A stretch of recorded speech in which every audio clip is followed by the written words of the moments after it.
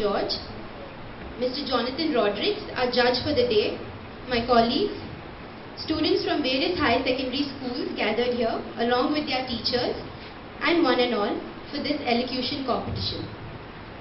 In an age where technology does most of the thinking for us and where we allow our voices to merge into the opinions of the masses, competitions like this provide youngsters with an opportunity to make their voices distinct and heard above the others. Don Bosco College aims to make youngsters like you agents of transformation for a better tomorrow. And the Mass Media Department is striving for the same by providing you with a platform to voice your ideas on issues that are of social relevance in our country today. Our department is on the constant path of encouraging students to realize and act upon their talents and interests. Throughout the year, along with academics, we have conversations with eminent personalities, film festivals, interdepartmental events, sports matches, debates, workshops and the likes, which help our students to attain a holistic education. And of course, through all this, we make them to show that we are on the constant path to try and be happy and productive at Don Bosco's. Our judge for today is Mr. Jonathan Rodrigues. Jonathan Rodrigues is a senior copy editor at the Times of India, Goa edition. He is also a final year law student at the Salgaonkar College of Law and recently represented India at an international mediation competition in Vienna, Austria, along with 4 others, where he stood among the top 4 world amateur mediators. He is a licensed mediator with the Indian Institute of Arbitration and Mediation. He takes great pleasure in solving conflicts, but when he has an opinion and it contradicts the rest, he is never short of a debate or an argument. He loves theatre, movies, travel, food and a good laugh. We are glad to have you here, Mr. Jonathan. And we hope that the youngsters gathered here today are as passionate about you when it comes to expressing their personal opinions. To proceed with the elocution competition, I would like to read out the guidelines and the rules for the participants. The participants will be given 4 minutes time limit. They can wind up their argument before the time limit, but they should avoid going beyond it. At 3 minutes, we will give a warning bell, after which participants should proceed towards winding up their arguments. Use of current affairs, examples and personal opinion or experiences supported by facts and figures is encouraged. The participant can use as many examples he/she believes does justice to the argument, but they should try and stick to the time limit. The candidate will be judged on the following criteria. The total marks are out of 50. So for voice modulation and speech, you will be getting marks out of 10. Strength and argument, 10. Originality and strength of personal opinion, 20. And confidence and body language, 10. All decisions taken by the judge will be considered final. We will now begin with the presentation shortly. From Don Bosco High Secondary, her topic for today is perils of social media. Good morning, respected judge, principal, teachers, my fellow speakers, and all those present here.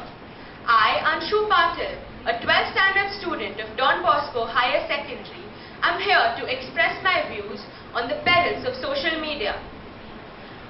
What happens on social media stays on Google forever. Social media, a term everybody is aware of. It is basically any form of mass communication like Facebook, Twitter, Instagram, and even advertisements to a certain extent.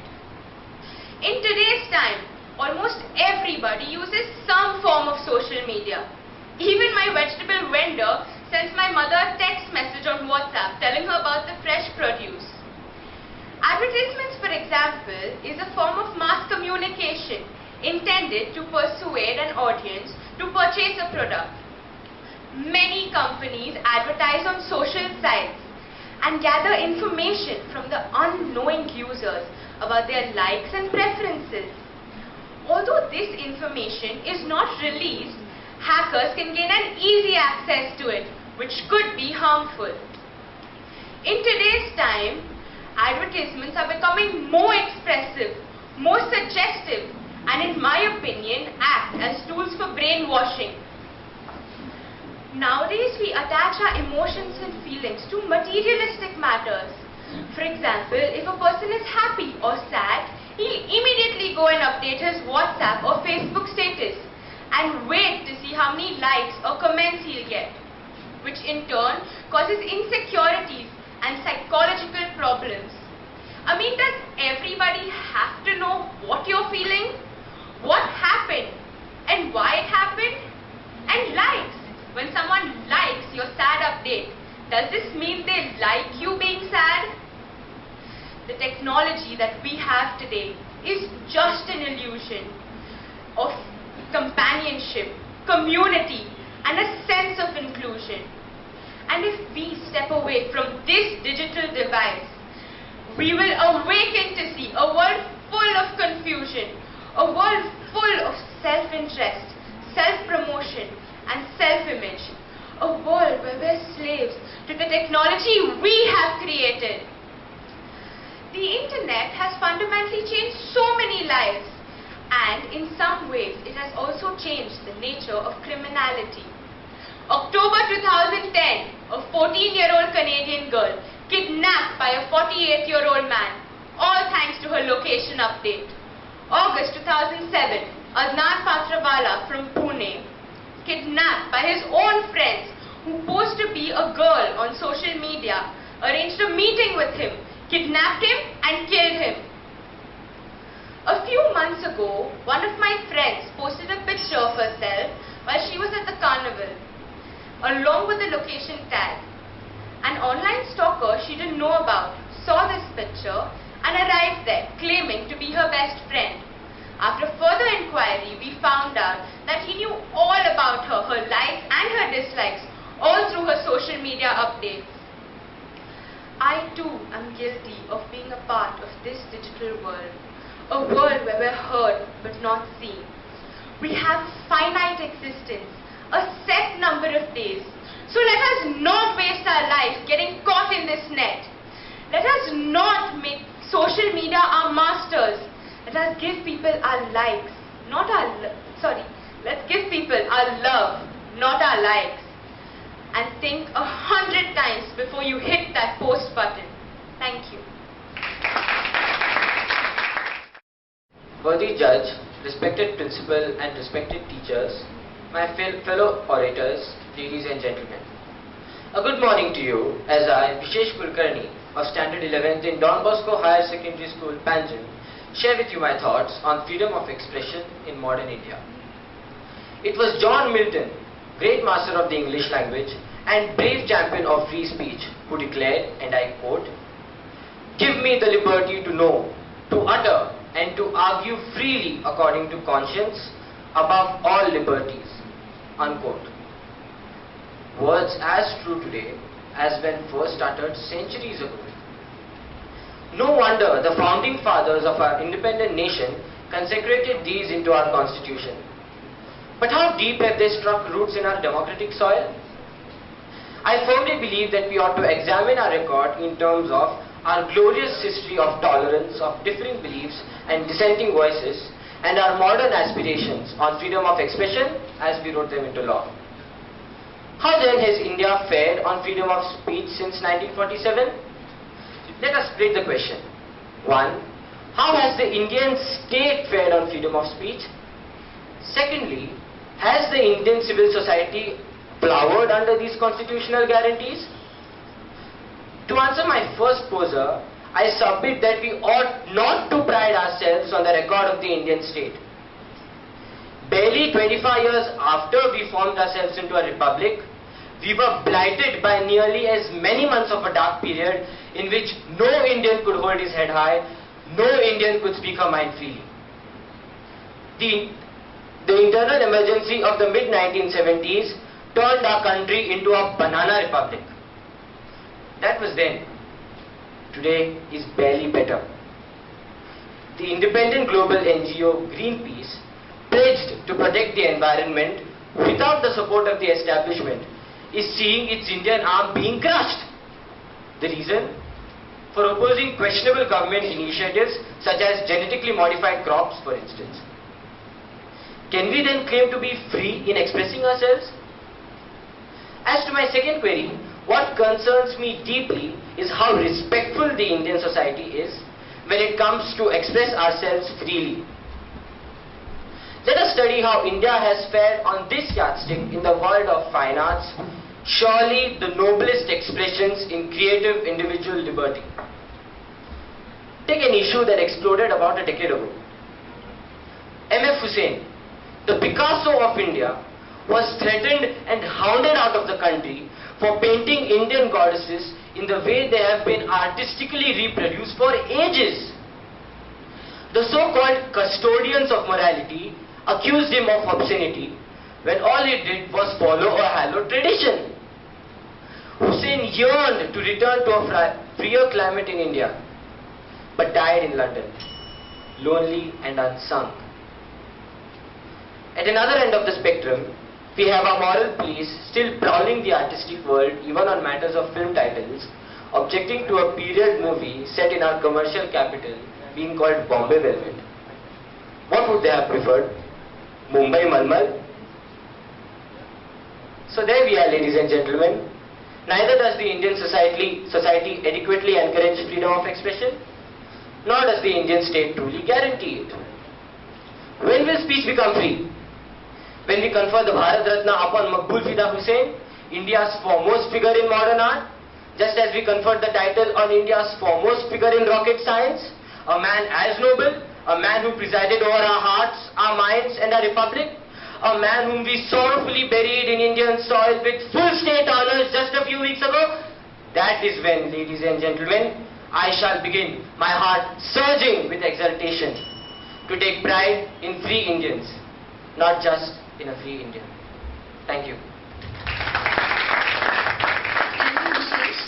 That's a very important question of moral policing that you raised there. Our next participant is Gayatri Gauss from GVM's Akash High Secondary. Her topic is again freedom of speech and expression. Give me the liberty to know, to utter and to argue freely according to my conscience above all other liberties. Rightly said John Milton. A pleasant morning to our esteemed judge, the principals, my respected teachers, my fellow competitors and the other audience. Today I, Gayatri, am here to speak to you all on the topic freedom of speech and expression. Freedom of speech is regarded as the first condition of liberty. Our constitution has allowed us to enjoy this freedom of utmost importance and has guaranteed us that it shall never be curtailed. It has many obvious advantages. Freedom of speech gives a person a certain level of responsibility and better sense of liability. A famous line by Nancy Kamodi was that, "I am thankful for all the complaints I hear about the government.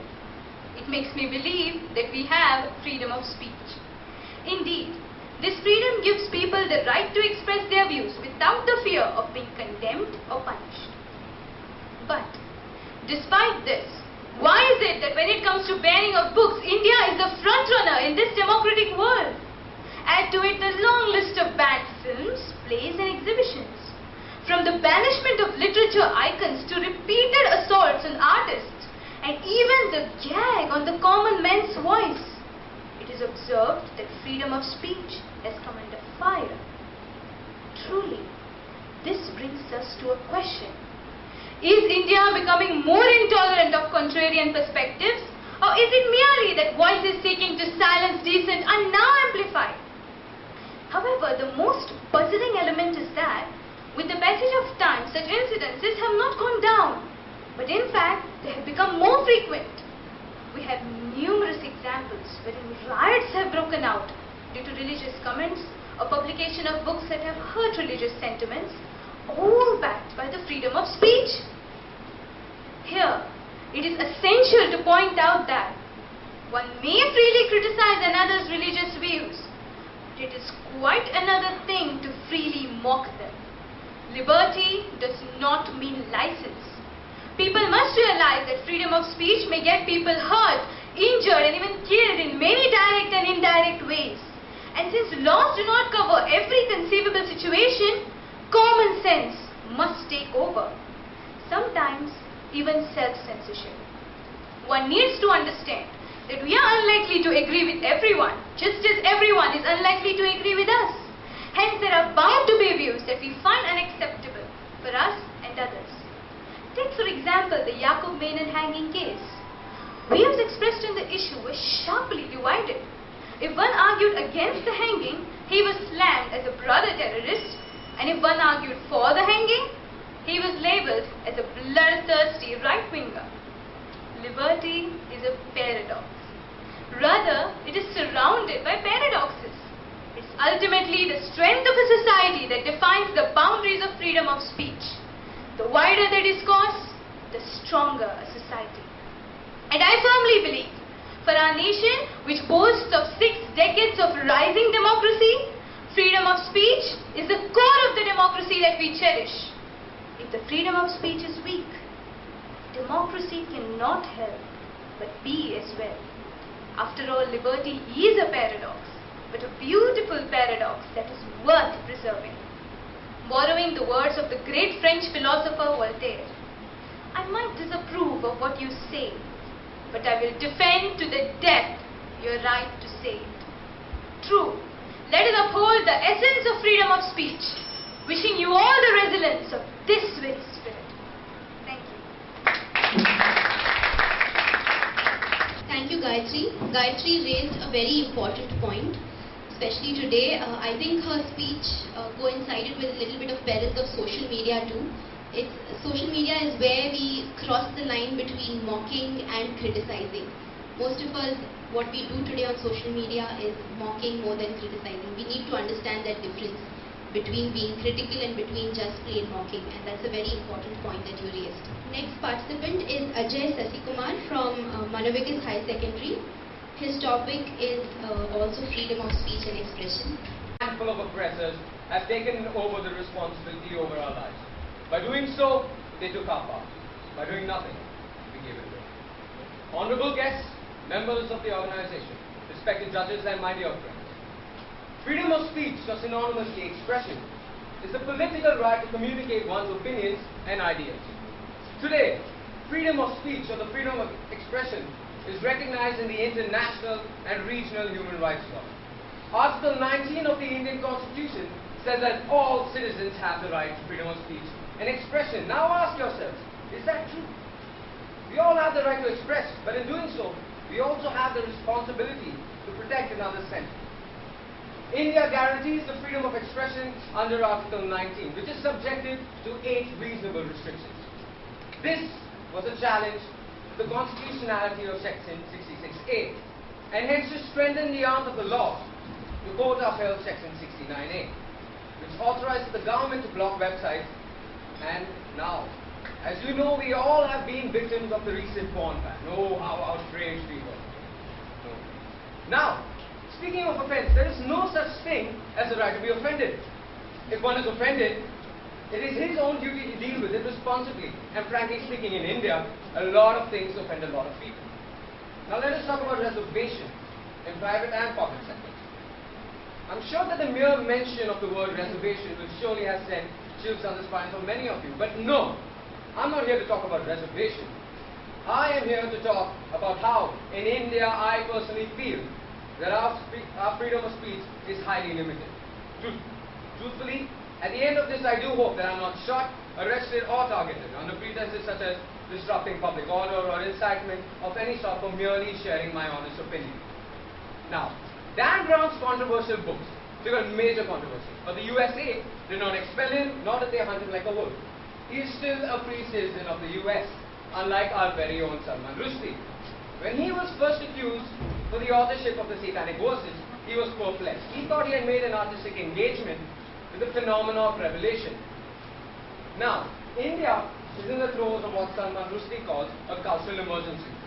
Writers and artists of all sorts are being arrested, sued and harassed for things they write, say and create. And the government either stands by or does nothing to protect the freedom of speech. In fact, it abates its suppression. But what we tend to forget, my friends, is that it's not the people who are to be afraid of the government.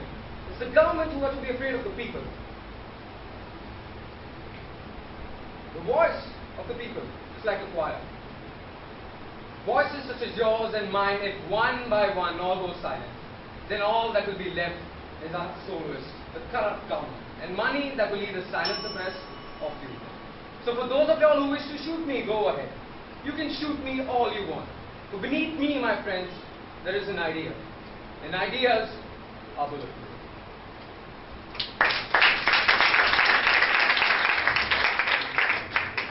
Thank you, Ajay, for stressing on the point of freedom of speech in literature. I think it's the most controversial topic that's going on today. There's a lovely quote that he used from V for Vendetta that I think that the government should be afraid of the people and people shouldn't be afraid of the government. Next we have Samuel Moses Albertino Pereira from Monovicus. His topic is, does India need a national language?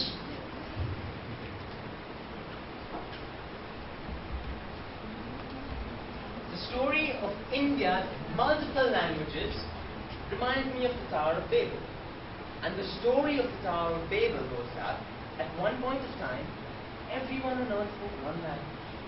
People there sought to make bricks and build a tower reaching the heavens so that they could make a name for themselves. God came down and he remarked that as one people with one language, anything that they sought could be achieved. He went on to confound their speech so that they could not understand one another.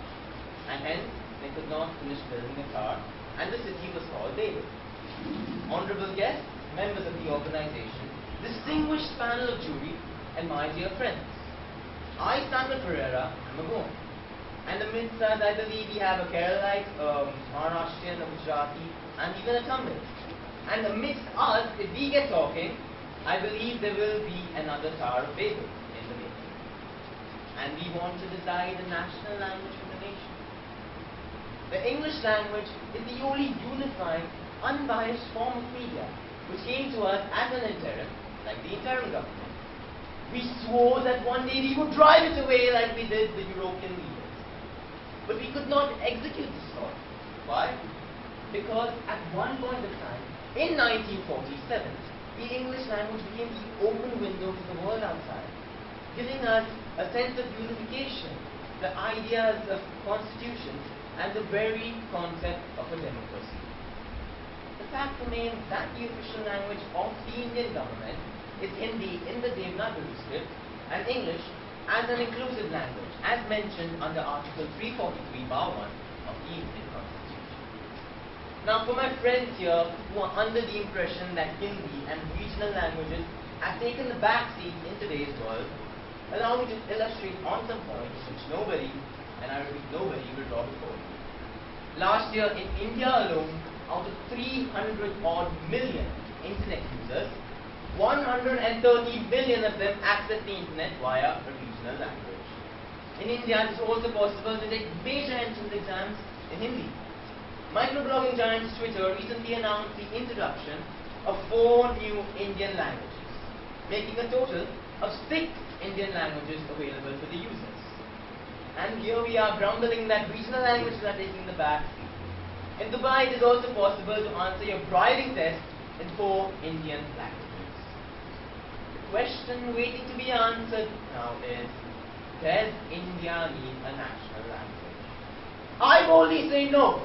The fact being that India, a diverse nation with over 7 billion people and 26 recognized languages, a nation this vast is bound to be torn apart in trying to single out one national language. The fact also is that India holds a Greenberg index value of 0.914. To put that into common understanding, it can be said that if I were to select any 2 Indians at random, in 91.4% of the cases they will speak a different language.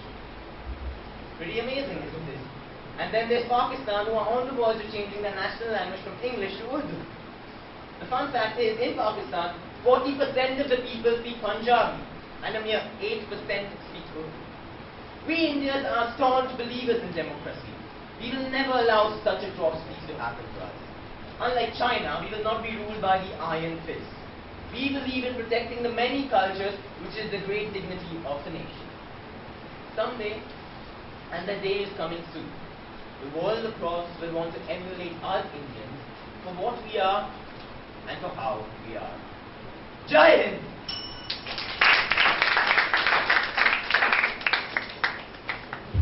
I think the world has somewhat already started emulating us. So if you're dreaming about that, then I think your dream is not far enough. Next participant is Sangeeta Kumar from Damodar High Secondary, Gudi Paroda. Her topic is a national language for India.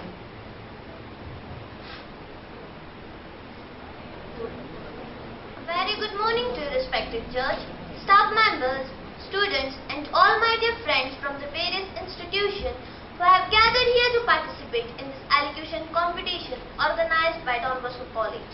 Myself, Sangeeta Kumar, and I am from Damodar High Secondary School, Gudi Paroda. The topic I have chosen to speak upon today is the national language for India. The controversy about which language should make the national language for India has been raging on for decades. Did you know that India does not have a national language? Hindi and English has been accepted by large official purposes. Under Article 343, though our courts and constitution states that other 22 regional languages could also be used for the official purposes. Then, what's the difference between official language and a national language? A national language represents the identity of a people. In simple English, this can be paraphrased. The language spoken all over the India represents us, the people. The national language tells us who we are because it contains all our culture. From this, it is obvious. The multilingual country like us, where so many languages are spoken with so many variations, it becomes very difficult to narrow down one to be a national language without the controversy. Article 343 of the Constitution and the Official Language Act states that Hindi will be official language. It was strongly opposed by non-Hindi speaking states like Tamil Nadu, who violently protested. Thus, Constitution allowed English could also be used for the official purpose. Living in this 21st century, it is time to reconsider whether India is ready of having a taught only one to be a national language as well as official language. To me, the answer is no.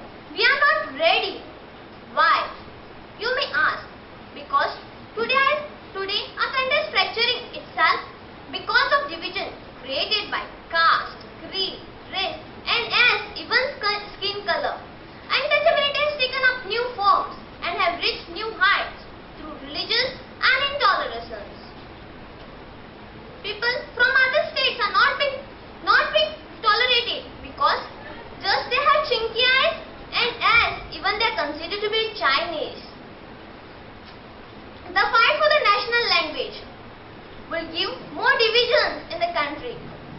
To my personal opinion, the maintaining status quo of using both Hindi and English with other regional languages where feasible will give vested interest. Many people today consider Hindi to be a national language, anyway a national symbol of unity. As far as English is concerned, I would like to quote a person on TV who said, "I speak Konkani at my home, but my children will be left away because they don't know English." I leave you with this thought. Thank you and Jai Hind.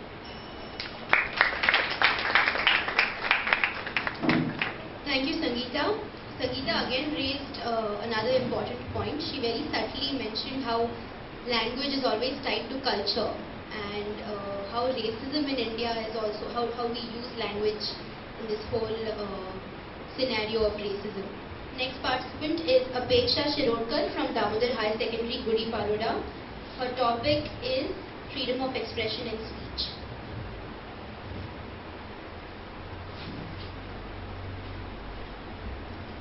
Distinguished judge, principal, staff members, and all you my dear friends from the different institutions gathered here today.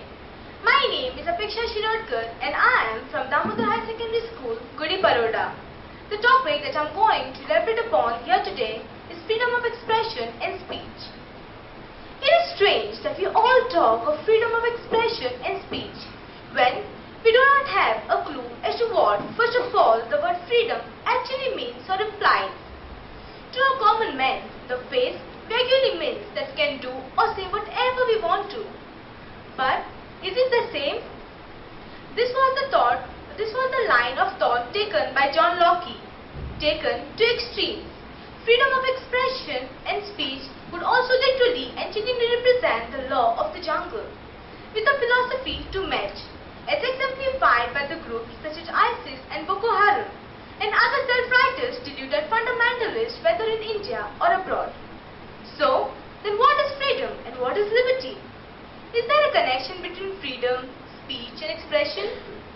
While pondering on these questions, whether by fate, divine intervention or roll of the dice, I came across a line of poetry written by Rabindranath Tagore, which began with the words, "Where the mind is without fear, where the mind is without fear."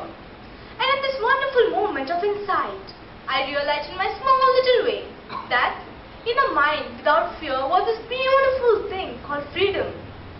This wonderful freedom, this sense of liberation, which is the source of all creative expressions and speech. Freedom is a state of mind in which fear is absent. It is a state of mind where words come from the depth of truth and reason according to Tagore. It was about this positive liberty that John Stuart Mill wrote, the liberty that comes from self-mastery. Coming down to the hardcore issue as whether or not we today have the right, the freedom of expression and speech as spelled out in the Article 19 of the Indian Constitution. I really wonder when I hear of Perumal Murugan, a Tamil writer, saying that he is withdrawing all his books just because certain sections of our society and even the district administration took offense to his writings and wanted to bend and redefine what he should write about. I feel sad. I feel sad when I hear about honest journalists being threatened, beaten, tortured, and even burnt in the case of Jagendra Singh. I really wonder as to why in a male-dominated modern society people could even come up with ideas that girls should stop wearing jeans and they should stop using mobile phones just because of the chance of girls going astray. As a woman living in 21st century, am I not free in my own country to find my own self-expressions and give vent to my thoughts and feelings to free speech within the responsible bonds of decency? Am I to keep quiet when rape is being justified just because astrology predicted it? Or someone has eaten chow mein or some other junk food? In the last couple of years, we have had farmers committing suicide and not even being paid a pittance for the loss of their crop, just because no one really wanted to hear what they had to say, nor to blunt about it. No one really cared for their rights to self-fulfillment. 250,000 Indian farmers committing suicide. One farmer every half an hour. What a shame! Creative expression is being curtailed and redefined by the powers that be. Isn't it what the students at Film and Television Institute are protesting against today? People have been arrested for kissing someone goodbye on the cheek just because the local constable found it indecent. Talk about moral policing. The voice of truth and reason seems to have no place in our society today, just because of our freedom of expression and speech has been curtailed. We live in the fear of consequences. I pray along with Tagore, where the mind is without fear and the head is held high, into that heaven of freedom. My Father, let my country awake. Jai Hind.